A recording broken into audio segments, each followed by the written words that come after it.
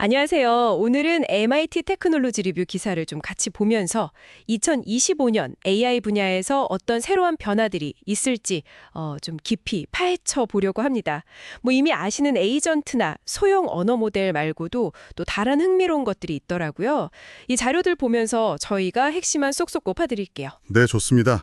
작년 예측 보면 맞춤형 챗봇이나 생성형 비디오 같은 건 진짜 딱 맞았는데 아, 맞아요. 범용 로봇도 있었고요. 네네. 근데 또 AI가 만든 허위 정보로 선거판 흔들 거라는 예측은 좀 빗나갔죠. 그렇죠. 그래서 올해는 또 어떤 예측들이 나왔는지 한번 자세히 들여다보죠. 바로 시작해 볼까요? 네. 첫 번째로 눈에 띄는 게 생성형 가상 놀이터라는 건데요. 2023년이 이미지, 24년이 비디오였다면 이제 25년은 아예 가상세계, 비디오 게임 같은 걸 AI가 뚝딱 만들어낼 수 있다. 이런 얘기죠. 네, 그 구글 딥마인드의 지니 모델 기억나시죠? 아, 네네. 처음엔 그냥 이미지로 2D 게임 만들더니. 맞아요. 근데 작년 12월엔 지니2라고 해서 그냥 시작 이미지 하나 딱 주면 이걸로 가상세계 전체를 만들어버리는 걸 보여줬어요. 와, 이미지 한 장으로요. 대단하네요. 네, 월드랩스 같은 다른 스타트업들도 비슷한 기술 개발 중이고요. 소위 대형 세계 모델, LWMs라고 부르는데 이걸로 기계가 진짜 현실 세계를 이해하고 상호작용하는 공간지능, 이걸 개발하는 게 목표라고 합니다. 단순히 게임 개발 속도만 빨라지는 게 아닌가 보네요. 그렇죠. 그 이상이죠. 당연히 완전히 새로운 유형의 게임이 나올 수도 있겠지만 더 중요한 건 이렇게 만들어진 수많은 가상세계에서 로봇을 훈련시킬 수 있다는 거예요. 아, 가상현실에서 로봇 훈련이요? 네, 현실 세계 데이터는 아무래도 부족하니까요. 이걸 보완해서 로봇공학 발전에 진짜 큰 도움이 될 수 있다는 거죠. 세상을 만드는 AI라 흥미롭네요. 근데 뭐랄까 AI 자체가 더 똑똑해지는 방향도 있겠죠. 그냥 생성만 하는 게 아니라? 아, 네, 맞습니다. 그게 바로 두 번째 트렌드예요. 추론하는 대형 언어 모델.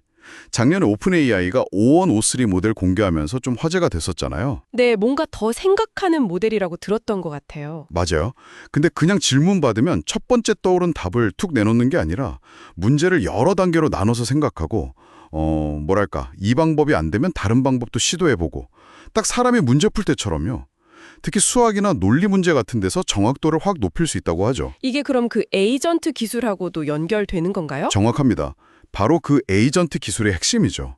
그 구글 딥마인드 웹브라우징 에이전트 마리너 사례가 딱인데요. 아, 그 쇼핑하던 AI요? 네, 쿠키 레시피 찾아서 장바구니에 재료 담다가 밀가루 종류로 뭘 사야 할지 모르는 상황에 딱 부딪힌 거예요.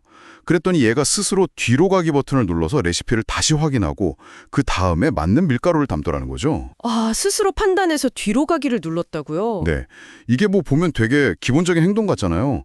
근데 기계가 스스로 이거 문제네? 하고 진단하고 해결책을 찾아서 실행까지 했다는 점에서 상당히 주목할 만한 거죠. 그러네요. 진짜 스스로 생각하는 느낌인데요? 네, 이런 단계적 문제 해결 능력이 요리 레시피 찾는 것부터 코딩까지 아주 다양한 작업의 성능을 크게 향상시킬 걸로 기대됩니다. 와, AI가 스스로 문제를 해결한다니 약간 SF 영화 같기도 하고요.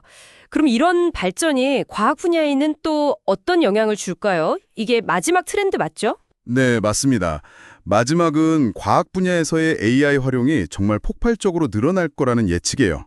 사실 작년에 구글 딥마인드의 그 단백질 구조 예측 도구 알파폴드 개발자들이 노벨 화학상 받았잖아요. 아, 네. 그거 정말 대단했죠. 네, 그게 어떻게 보면 신호탄이었던 거죠.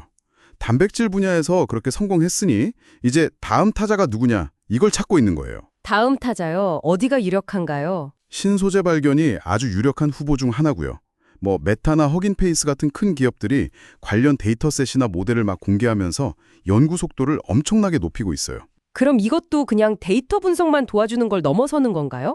그렇죠.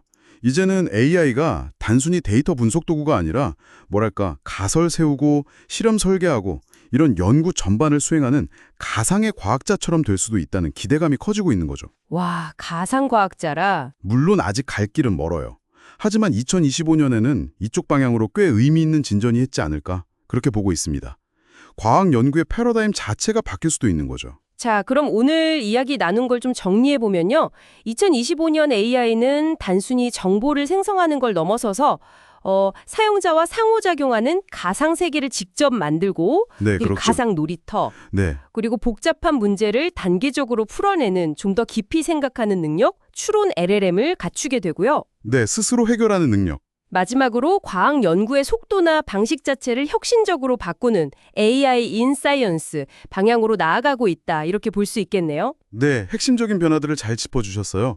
물론 뭐 이외에도 그 엔비디아 독주에 도전하는 새로운 AI 칩 경쟁 구도라든가 아니면 AI 기업이랑 국방 분야의 관계가 더 깊어지는 그런 흐름들도 계속 주목해야 할 중요한 부분입니다. 아, 그런 부분들도 있군요. 네, 특히 AI 기술의 전략적 중요성이 커지면서 이런 부분들은 더 중요해질 수 있겠죠. 그렇군요.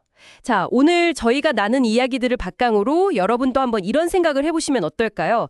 AI가 점점 더 이렇게 복잡한 문제를 스스로 해결하고 소위 추론이라는 걸 할 수 있게 된다면 가까운 미래에 여러분의 일이나 생활 속에서 어떤 도구가 가장 먼저 필요해지거나 혹은 반대로 좀 사라지게 될까요? 한번 생각해 보시면 재미있을 것 같습니다.